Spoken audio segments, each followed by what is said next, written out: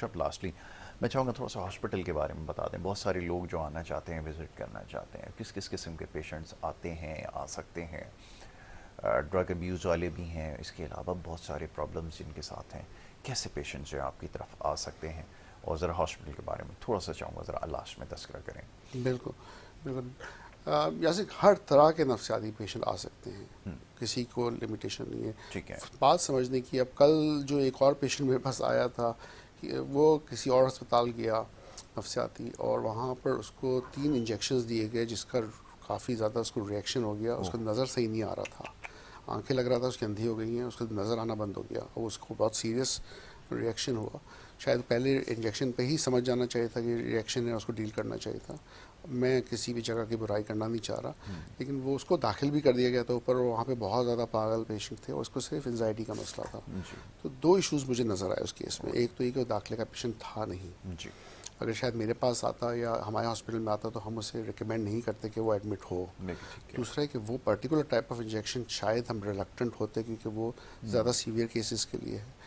तो मेरा कहने का मतलब ये है कि जब पेशेंट्स आते हैं ना, तो माइल्ड केसेस होते हैं, माइल्ड एंजाइटी के होते हैं, मॉडर्न एंजाइटी के होते हैं, डिप्रेशन के होते हैं। ये ऐसे पेशेंट हैं जो समझते हैं कि हमें नफसियाती अस्पताल में जाने की ज़रूरत नहीं है। नफसियाती अस्पताल तो है ही पागलों का अस्पताल। जी। और यही डिलेमा जो है ना हम फेस करते रहे हैं और कर रहे हैं अभी भी, कि लोग समझते हैं कि ये बस ये एक स्टेज हो जाए ना कि जब कपड़ा फाड़ रहा हो, किसी को मार रहा हो, या अपनी को खुदकुशी करने की कोशिश कर रहा हो, या बिल्कुल उल्टी सीधी हरकतें कर रहा हो, तभी नफ्सियात के डॉक्टर के पास जाना चाहिए।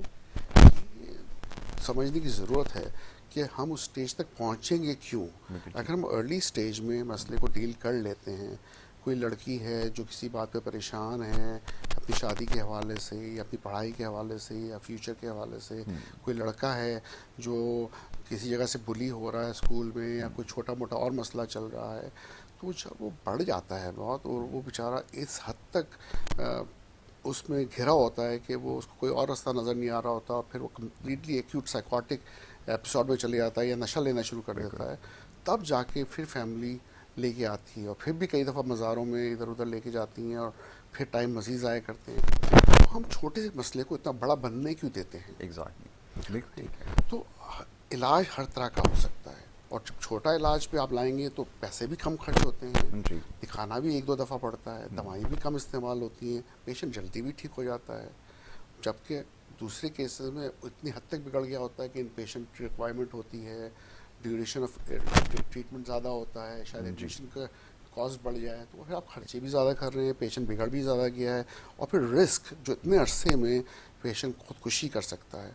अब एक और पेशेंट को कल मैंने एडमिट किया जिसको जी। इंटीरियर से लाया गया था। उसने पिछले हफ्ते 2 दफ़ा खुदकुशी की है। ओ। मसला 7 साल पुराना था। तो मैं उनसे और 7 साल में एक दफ़ा भी उसका ट्रीटमेंट नहीं हुआ। तो था वो मायूस, घबराहट का शिकार था, काम पे नहीं जा रहा था, पढ़ भी नहीं रहा था। तो ये सब चीज़ नज़र तो फैमिली को आ ही रही थी। बिल्कुल सही है। तो फिर आप किस बात का इंतजार कर रहे थे कि वो खुदकुशी करेगा तब आप लेकर आएंगे। You very right.